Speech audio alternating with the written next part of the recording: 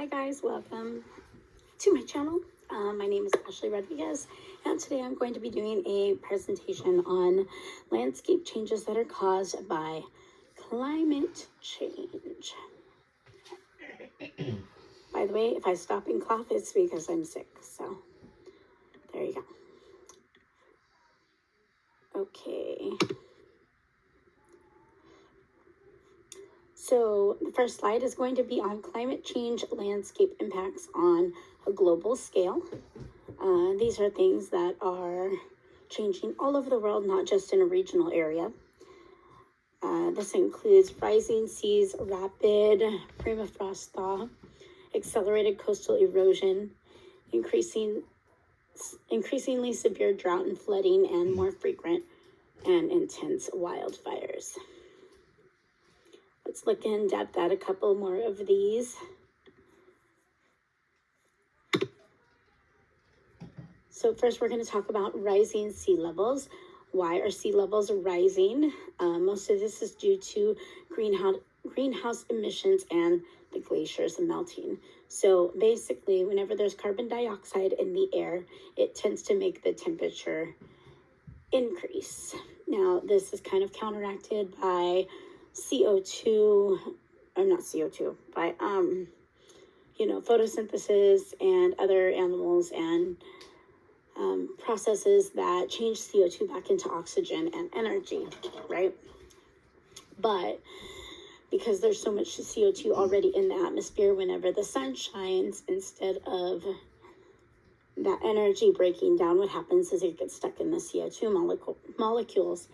And since there's nothing to break down those molecules, it ends up heating up our planet, and including glaciers, which are extremely vulnerable to the solar radiation kind of heat stuff. And the heat gets trapped inside of the glacier molecules, and that causes them to heat up, and that's kind of what causes glaciers to melt, which, of course, where's all that water going to go, right? It's going to go right into the sea, and it's going to cause sea levels to rise. So how does this impact us? Well, it causes coastal flooding, first of all, which means all of the coastal cities and people that are living there, they have to be careful or be aware that, you know what I mean, if it gets too high, sometimes you have to leave. I actually live in Long Beach, California, so recently we had a wave warning, a high tide warning, that's what it was. And the city actually was giving out like sandbags and everything, so people could protect their properties, and they were saying if it becomes too much, then they're going to have an evacuation. So how does it affect us? That is clearly one way that it affects us, right? The next thing is that it actually causes saltwater intrusion. So salt water then gets into our waterways, and that's our drinking water. The filtrations get over flooded, so then they can't even filter water correctly, and we're drinking seawater, which isn't exactly great for us to drink as a whole, right? What can we do to change this? This is when your carbon footprint actually comes into play, because there are certain ways that we can, help by going greener, I guess, not using as much gas, energy, electronics, kind of saving on the energy that we have to output and the amount of emissions that we make that causes CO2 to stay in our atmosphere, because we don't have enough room to create things to emit that, eliminate the CO2, right? The other things that we can do is, make greener choices. Obviously, paper over plastic. Plant some greenery in your yard. There's all sorts of things that you can do personally to help change the situation.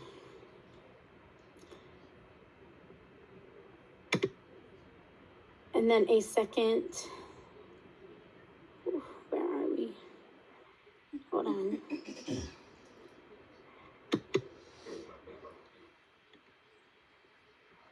I get to the next slide? Hi guys. Okay, sorry, I had a coughing fit and I needed to pause there for a second because I needed to put something warm on and just chill my voice for a second. Okay, so next we're going to talk about the severe drought and flood. So what is the cause of the random severe droughts and floods? We're going to go with increasing the levels of water vapor in the atmosphere, and water availability is less predictable. So because of global warming and climate change, there's less water that's available for rain, precipitation, all of that. It's all kind of out of whack. Obviously, you guys know that the way that the water cycle kind of works is it rains, goes into bodies of water, evaporation happens, that goes up into the clouds, and then the whole cycle goes, right? So whenever there's extra CO2 in the atmosphere, the CO2 actually traps the heat that comes from solar energy, and it causes the temperature of the atmosphere to heat up, which in turn causes water vapor to decrease, I guess. So that makes less water available. So that's why it's saying that there's less water, or that the predictability of water is less, because they don't know which areas are going to have more water, where that rainfall is going to go, and how it's going to affect us in the long run. So how does this impact us? This limits our resources. Whenever there's droughts and floods, obviously, I mean, a drought, we're going to have less.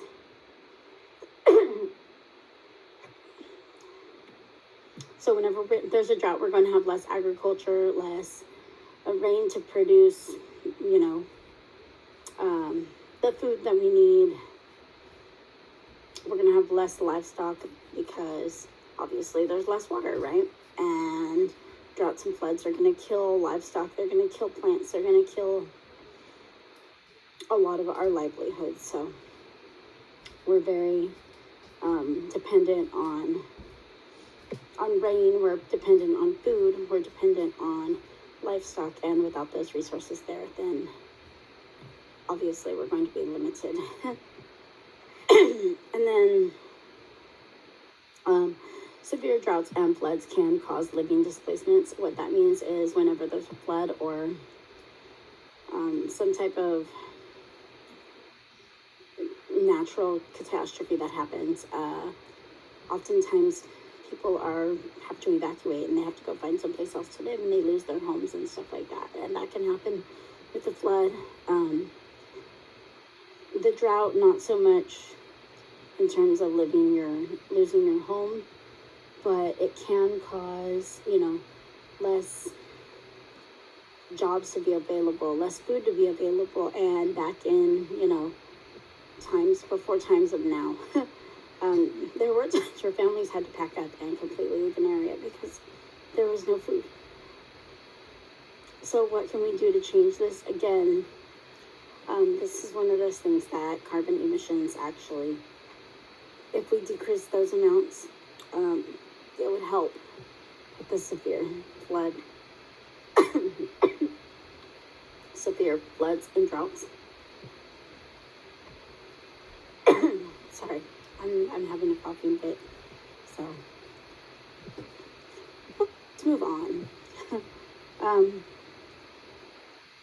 Climate change landscape impacts on regional scale. So it causes heavy downpours, frequent flooding, average temperature increases.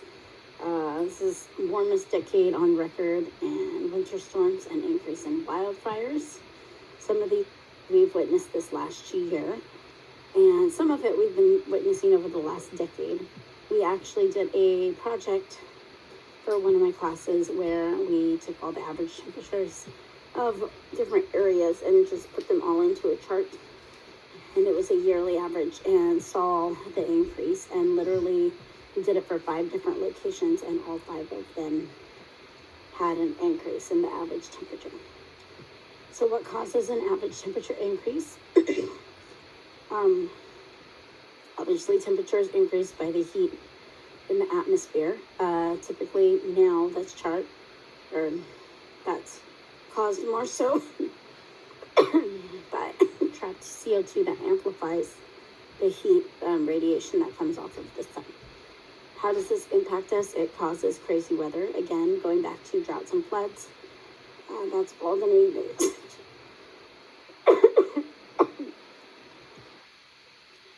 on temperature increase and global warming, climate change. It's all intertwined, right? What can we do to change it? We just have to move forward and continue to try to go in a greener direction where we use less emissions and less things produced that are harming the atmosphere. You can also use solar panels instead of using electricity and electric cars versus conventional gas cars.